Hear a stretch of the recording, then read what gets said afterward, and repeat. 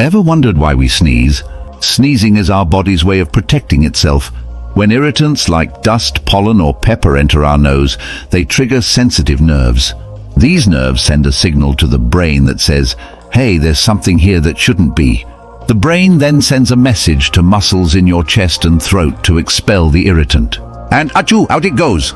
Sneezing helps keep our airways clear and protects us from potentially harmful particles. So next time you sneeze, remember it's just your body doing its job.